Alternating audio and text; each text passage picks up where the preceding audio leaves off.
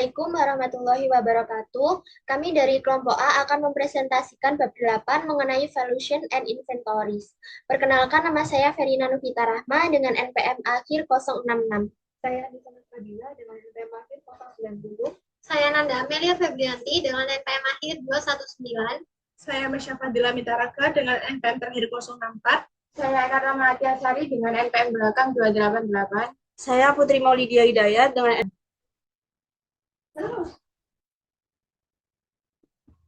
Yang pertama adalah penilaian persediaan pendekatan berdasarkan biaya. Akuntansi untuk inventaris itu sebenarnya mudah, hanya cukup untuk menentukan biaya inventaris dan meneruskan jumlah ini hingga barang terjual. Tetapi detailnya sangat penting. Pertanyaan tentang apakah biaya harus diinventarisasi atau dibebankan, dan dalam beberapa kasus sulit untuk menentukan apakah persediaan benar-benar telah dijual. Nah, di sini ada contoh kasus yang pertama yaitu Coca-Cola Company, produsen coklat batangan, memiliki promosi penjualan di mana pelanggan menerima coklat batangan gratis untuk setiap coklat batangan yang dibeli. Promo khusus beli 2 gratis 1. Harga jual coklat batangan adalah $3 dan biaya produksi satu coklat batangan adalah $1. Pertanyaan, ketika sebatang coklat dijual kepada pelanggan, berapa biaya persediaan yang harus dibebankan pada produk tersebut? Apakah biaya persediaan sebesar $2 atau biaya persediaan sebesar $1 dan biaya penjualan sebesar $1? Nah, solusi untuk kasus tersebut adalah biaya pembelian coklat batangan gratis merupakan komponen biaya persediaan dan harus dilaporkan sebagai biaya barang yang dijual pada saat coklat batangan dijual.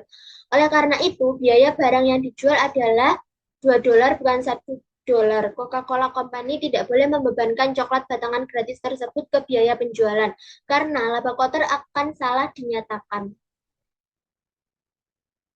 Lalu contoh kasus yang kedua adalah Wellness Farmasi menawarkan kepada produsen untuk penempatan produk yang lebih menarik di tokonya untuk jangka waktu tertentu. Jika mereka membayar biaya tetap yang umumnya tidak bergantung pada volume barang yang dijual, untuk ruang yang ditingkatkan ini, biaya ini sering disebut sebagai biaya penempatan. Pertanyaannya adalah, haruskah Wellness Pharmacy melaporkan biaya slotting ini sebagai pendapatan saat diterima, atau haruskah biaya ini mengurangi harga pokok penjualan barang dagangan?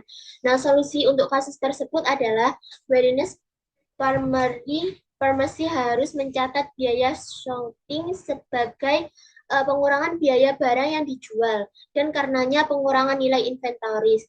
Mengakui pendapatan biaya segera adalah terlalu dini karena Wellness Farmasi memiliki kewajiban kinerja untuk menyediakan tempat selama periode waktu tertentu.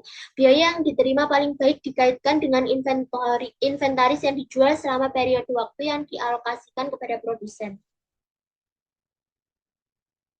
Nah, lalu contoh kasus yang ketiga adalah Digital Edge, sebuah pengecer elektronik memberi komputer dari produsen dan menyimpannya di gudang sebelum dikirim ke berbagai toko ecerannya. Nah, Digital Edge ini kemudian memindahkan komputer-komputer ini antara gudang internal dan toko eceran, yang menimbulkan biaya transportasi. Pertanyaannya adalah bagaimana Digital Edge ini memperhitungkan biaya transportasi antara berbagai gudang internal dan dari gudang internal ke toko retailnya. Nah, solusi untuk kasus di atas adalah biaya transportasi antara gudang internal yang berbeda dan ke toko eceran harus dimasukkan dalam biaya persediaan. Biaya ini merupakan bagian yang tidak dapat dihindari dan dari rantai pasokan dalam membawa persediaan ke titik penjualan pertama. Selanjutnya, klasifikasi. Persediaan adalah aset yang dimiliki perusahaan untuk dijual dalam kegiatan bisnis normal atau barang yang akan digunakan atau dikonsumsi dalam produksi yang akan dijual. Investasi dalam persediaan seringkali merupakan aset lancar terbesar dalam bisnis perdagangan atau retail dan manufaktur. Selanjutnya, klasifikasi perusahaan dagang dan perusahaan manufaktur. Perusahaan dagang seperti Carrefour FRA biasanya membeli barang dagangannya dalam bentuk yang siap dijual. Perusahaan ini melaporkan biaya yang dibebankan pada barang yang belum terjual. Unit yang tersisa sebagai persediaan barang dagangan hanya satu akun persediaan yang muncul dalam laporan keuangan. Lalu yang kedua, klasifikasi perusahaan manufaktur. Perusahaan manufaktur memproduksi barang untuk dijual ke perusahaan dagang. Meskipun produk yang mereka hasilkan mungkin berbeda, produsen biasanya memiliki 3 akun inventaris, yaitu yang pertama bahan baku, barang dalam proses, dan barang jadi. Perusahaan melaporkan biaya yang dibebankan pada barang dan bahan yang tersedia, tetapi belum diproduksi sebagai persediaan bahan baku. Nah, di sini ada perbedaan aliran budaya melalui perusahaan dagang dan perusahaan manufaktur.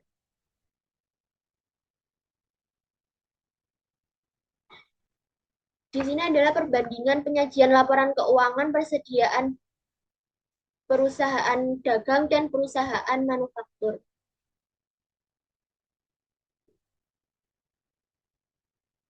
Lalu yang selanjutnya adalah aliran biaya persediaan. Perusahaan yang menjual atau memproduksi barang melaporkan persediaan dan harga pokok penjualan pada akhir setiap periode akuntansi. Nah, aliran biaya untuk suatu perusahaan adalah sebagai berikut, yaitu persediaan awal ditambah harga pokok pembelian adalah harga pokok barang yang tersisa untuk dijual. Saat barang dijual, barang tersebut dimasukkan ke harga pokok penjualan. Barang yang tidak terjual pada akhir periode akuntansi merupakan persediaan akhir. Selanjutnya ada sistem perpetual. Jadi sistem persediaan perpetual adalah metode akuntansi yang terus melacak perubahan dalam akun persediaan. Dalam sistem ini, perusahaan mencatat semua pembelian dan penjualan barang secara langsung ke dalam akun persediaan saat transaksi terjadi.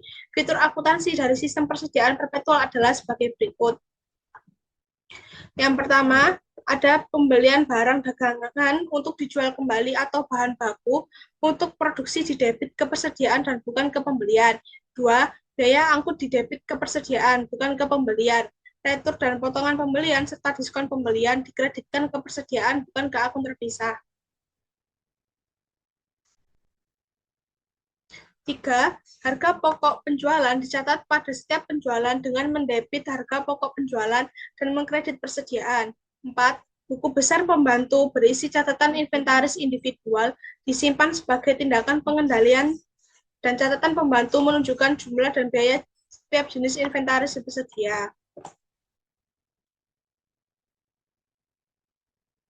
Selanjutnya ada sistem periodik. Sistem inventaris periodik adalah metode di mana perusahaan menentukan jumlah inventaris yang tersedia hanya pada akhir periode akuntansi. Sistem ini berbeda dari sistem perpetual, di mana setiap transaksi dicatat secara langsung. Proses pencatatan dalam sistem inventaris periodik adalah 1. Semua perolehan inventaris selama periode akuntansi dicatat dengan mendebit akun pembelian. 2. Di akhir periode akuntansi, total dalam akun pembelian ditambahkan ke biaya inventaris yang tersedia pada awal periode. 3. Untuk menghitung HPP, perusahaan mengurangi persediaan akhir dari total biaya barang yang tersedia untuk dijual. 4. Perusahaan yang menggunakan sistem periodik ini melakukan inventaris fisik setidaknya setahun sekali untuk menentukan jumlah persediaan akhir.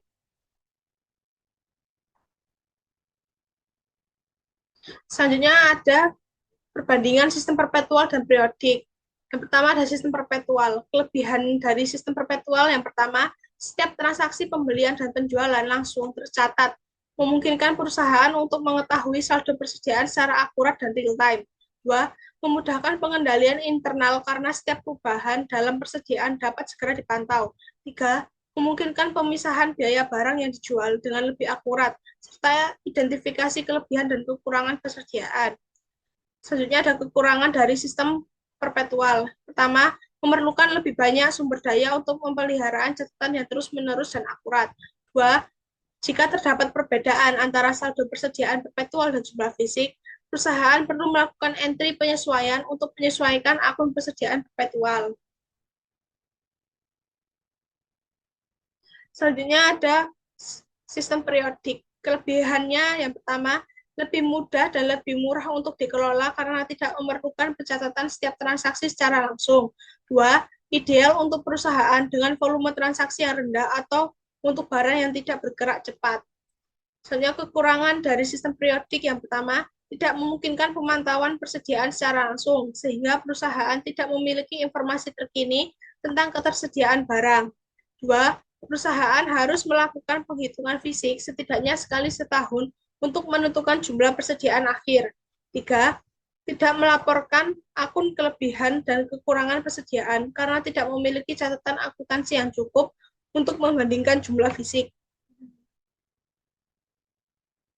Selanjutnya ada kontrol inventaris. Manajemen sangat tertarik pada perencanaan dan pengendalian inventaris karena berbagai alasan. Baik perusahaan yang memproduksi maupun yang memperdagangkan barang memerlukan sistem akuntansi yang akurat dan catatan terkini. Kontrol inventaris yang baik diperlukan untuk satu, memenuhi permintaan pelanggan. Ini perusahaan dapat kehilangan penjualan dan pelanggan jika tidak memiliki produk dalam jenis, kualitas, dan kuantitas yang diinginkan. Dua, mengendalikan biaya. Yakni memantau tingkat inventaris, membantu membatasi biaya penyimpanan dan pembiayaan untuk inventaris yang berlebihan. Selanjutnya ada barang dan biaya yang termasuk dalam persediaan. Barang yang termasuk dalam persediaan, perusahaan mengakui persediaan dan akun hutang pada saat perusahaan mengendalikan aset tersebut. Misalnya ketika Lee Ltd membeli jam tangan Apple untuk dijual kembali. Lee mencatat jam tangan tersebut sebagai persediaan pada saat kendali berpindah ke Lee. Oleh karena itu, kendali merupakan faktor kunci dalam menentukan kapan pembelian dan penjualan suatu produk diakui. Selanjutnya, barang dalam transit. Yang pertama, akuntansi bergantung pada ketentuan pengiriman. Yang kedua ada FOB, shipping point, yaitu hak milik berpindah saat barang dikirim ke pengangkut. Selanjutnya, barang diakui sebagai persediaan. Selanjutnya ada FOB destination, yaitu hak milik berpindah saat barang diterima.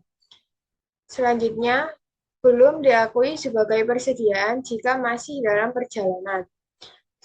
Yang terakhir ada kesalahan dalam pencatatan dapat menyebabkan laporan keuangan kurang akurat.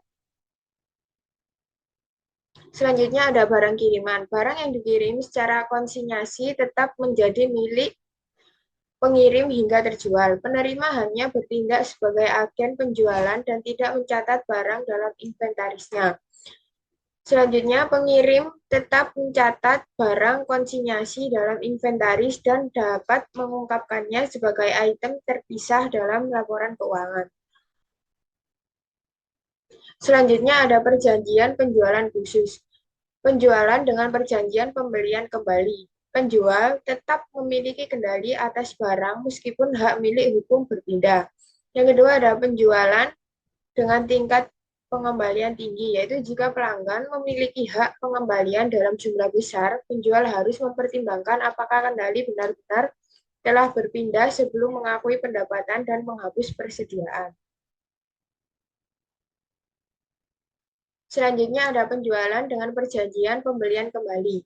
Terkadang perusahaan membiayai inventarisnya tanpa melaporkan kewajiban atau inventaris pada laporan posisi keuangannya. Pendekatan ini yang sering disebut sebagai perjanjian pembelian kembali atau pembiayaan produk biasanya melibatkan pengalihan atau penjualan dengan perjanjian pembelian kembali yang implisit atau eksplisit. Selanjutnya ada penjualan dengan tingkat pengembalian tinggi. Dalam industri seperti penerbitan, musik, mainan, dan peralatan olahraga, seringkali ada perjanjian formal atau informal yang mengizinkan pembeli mengembalikan inventaris untuk mendapatkan pengembalian dana penuh atau sebagian. Sebagai contoh, Quality Publishing Company menjual buku teks ke toko buku kampus dengan perjanjian bahwa kampus dapat mengembalikan buku tersebut dengan nilai penuh. Buku tidak terjual. Secara historis, toko buku kampus mengembalikan sekitar 25% buku teks dari Quality Publishing.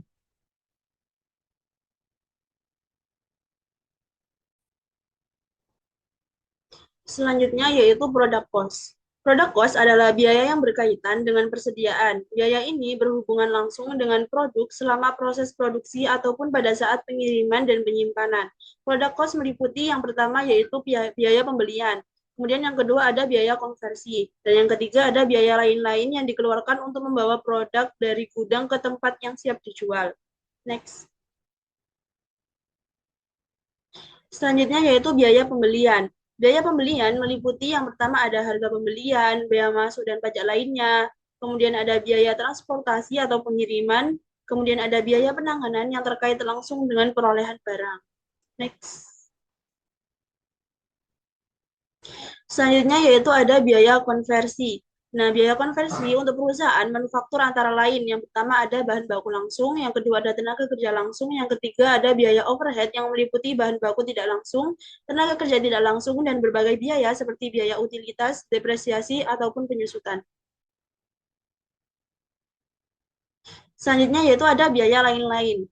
Biaya lain-lain termasuk biaya yang dikeluarkan untuk membawa persediaan ke lokasi yang siap dijual ataupun digunakan untuk biaya penyimpanan atau biaya penanganan yang dikeluarkan selama produk tersebut belum terjual. Selanjutnya yaitu ada period cost. Biaya yang secara tidak langsung berkaitan dengan perolehan atau produksi barang seperti biaya penjualan dan biaya administrasi umum. Nah, biaya ini tidak dapat menambah harga pokok produksi agar semakin mahal. Selanjutnya yaitu ada perlakuan diskon pembelian. Diskon pembelian nantinya akan mengurangi nominal pembelian yang dibeli, sehingga harga pokok persediaan akan lebih murah. Namun, biasanya diskon pembelian akan ada beberapa syarat yang harus dipenuhi, seperti 2-10 N30, yang artinya akan mendapatkan diskon sebesar 2% apabila pembayaran dilakukan selama 10 hari, dan jangka waktu untuk pelunasannya selama 30 hari.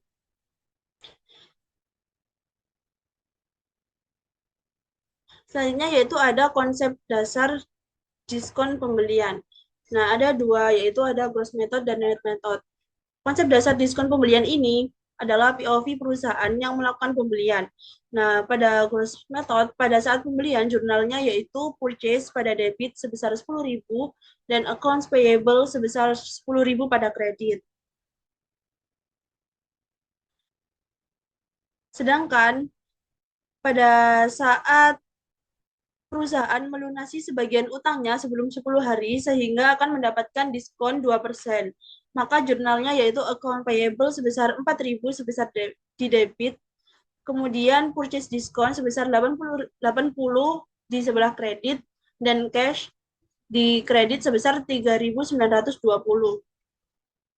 Kemudian pada saat melunasi sisanya, yang dimana sudah melewati 10 hari, jadi tidak akan mendapatkan diskon, yaitu jurnalnya account payable di debit sebesar 6.000 dan cash sebesar 6.000 di kredit. Kemudian net method ini yaitu perusahaan mengasumsikan jika sudah pasti perusahaan akan mengambil diskon tersebut nantinya. Jadi pada saat pembelian maka jurnalnya yaitu purchase 9.800 di sebelah debit dan accounts payable di kredit sebesar 9.800. Kemudian pada saat dilakukannya pelunasan yang dimana ternyata perusahaan sebelum 10 hari hanya melunasi setengah dari utangnya, yaitu jurnalnya accounts payable sebesar 3.920 di sebelah debit dan cash di sebelah kredit sebesar 3.920. Setelah itu, ternyata perusahaan dapat melunasi sisa utangnya melewati 10 hari, jadi tidak akan mendapatkan diskon. Maka jurnalnya yaitu accounts payable sebesar 5.880 di sebelah debit, kemudian purchase discount loss sebesar 220 di sebelah debit, dan yang terakhir ada cash di sebelah kredit sebesar 6.000. Kemudian ada cost flow.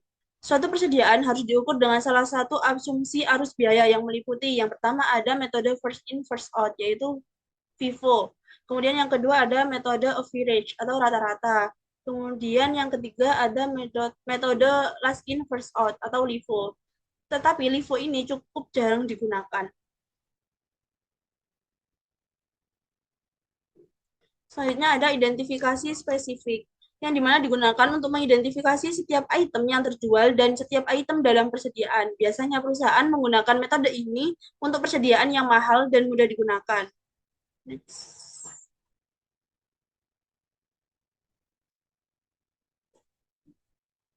Berikut adalah ilustrasi. Berikut adalah ilustrasinya.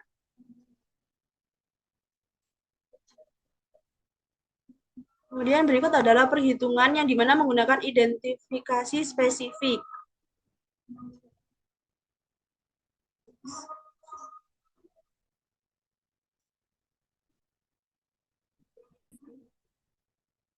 Selanjutnya adalah average cost. Metode biaya rata-rata menetapkan harga barang dalam persediaan berdasarkan biaya rata-rata semua barang serupa yang tersedia selama periode tersebut. Untuk mengilustrasikan penggunaan metode persediaan periodik, jumlah persediaan dihitung pada akhir periode. Contoh studi kasus, Kalmat menghitung persediaan akhir dan biaya barang yang dijual menggunakan metode rata-rata tertimbang yang ditunjukkan pada slide selanjutnya. Berikut adalah metode rata-rata tertimbang persediaan periodik. Dalam menghitung biaya rata-rata per unit, Kolmal memasukkan persediaan awal jika ada, baik dalam total unit yang tersedia maupun total biaya barang yang tersedia. Next. Selanjutnya adalah metode rata-rata bergerak persediaan perpetual. Dalam metode ini, Kolmat menghitung biaya unit rata-rata baru setiap kali melakukan pembelian. Misalnya pada tanggal 15 Maret, setelah membeli 6.000 unit seharga $26.400, Walmart memiliki 8.000 unit seharga $34.400 dengan cara 8.000 ditambah 26.400, jadi biaya unit rata-rata adalah 34.400 dibagi 8.000 atau 4,30. Selanjutnya adalah first in, first out. Metode FIFO dilakukan dengan konsep bahwa barang pertama yang dibeli adalah barang pertama yang digunakan di perusahaan manufaktur atau barang pertama yang dijual di perusahaan dagang. Oleh karena itu, persediaan yang tersisa harus mewakili pembelian terakhir.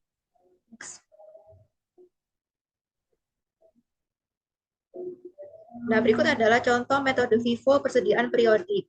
Jika Walmart menggunakan sistem persediaan perpetual dalam jumlah dan euro, perusahaan akan melampirkan angka biaya pada setiap penafikan. Kemudian biaya dari 4.000 unit yang dikeluarkan pada tanggal 19 Maret terdiri dari biaya barang yang dibeli pada tanggal 2 Maret dan 15 Maret.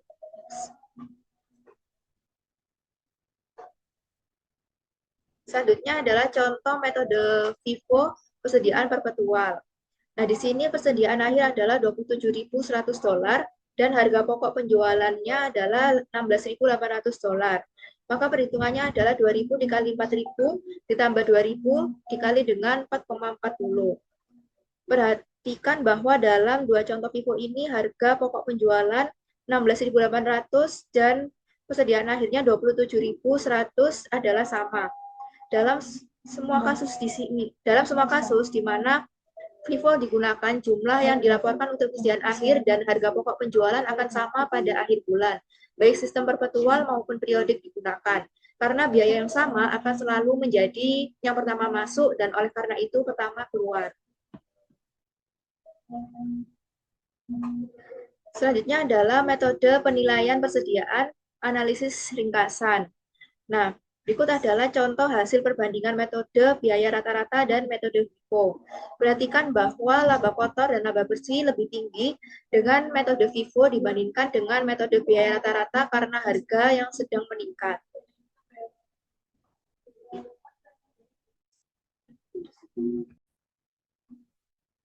Selanjutnya yaitu pengaruh kesalahan inventaris. Yang pertama itu ada persediaan akhir yang salah dinyatakan.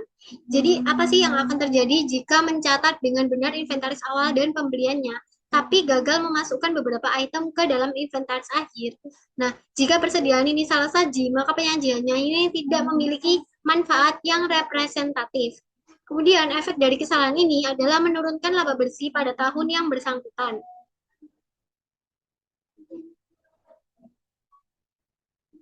Yang kedua yaitu pembelian dan persediaan yang salah saji. Penghilangan barang dari pembelian dan persediaan ini mengakibatkan penurunan nilai persediaan dan utang usaha pada laporan posisi keuangan. Hal ini juga mengakibatkan penurunan nilai pembelian dan persediaan akhir pada laporan laba rugi.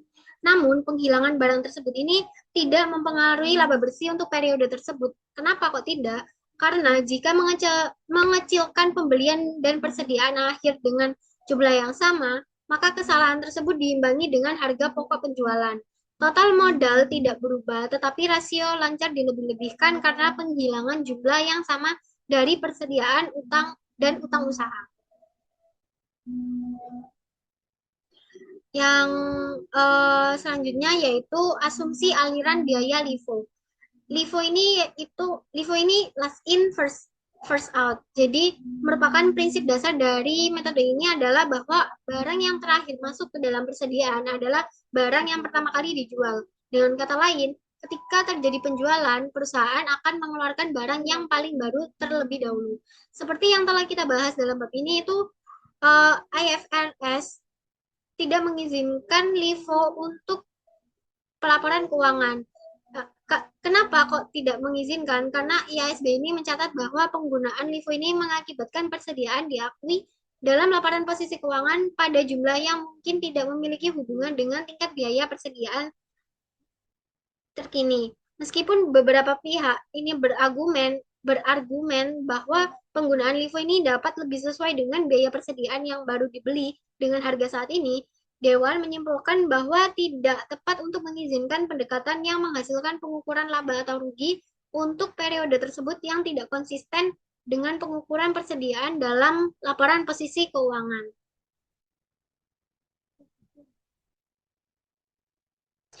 Selanjutnya, dalam asumsi aliran biaya LIFO, yang pertama itu ada sistem inventaris secara berkala. Jadi, mengasumsikan bahwa biaya dari total kuantitas yang dijual atau dikeluarkan selama bulan tersebut ini berasal dari pembelian terbaru. Juga menetapkan harga persediaan akhir dengan menggunakan total unit sebagai dasar perhitungan dan mengabaikan tanggal penjualan atau penerbitan yang tepat. Persediaan akhir juga ditentukan oleh penghitungan fisik pada akhir bulan. Nah, barang yang terakhir masuk ke dalam persediaan adalah barang yang pertama kali dijual kan. Nah, dalam konteks sistem berkala ini, pencatatan dilakukan pada akhir periode akuntansi dan tidak ada pencatatan transaksi secara real time. Yang kedua, ada sistem inventaris abadi. Jadi, ini mencatat setiap transaksi yang terjadi, baik itu pembelian maupun penjualan, secara langsung dan terus-menerus. Nah, hal ini memungkinkan perusahaan untuk melacak dan memperbarui catatan persediaan secara real time.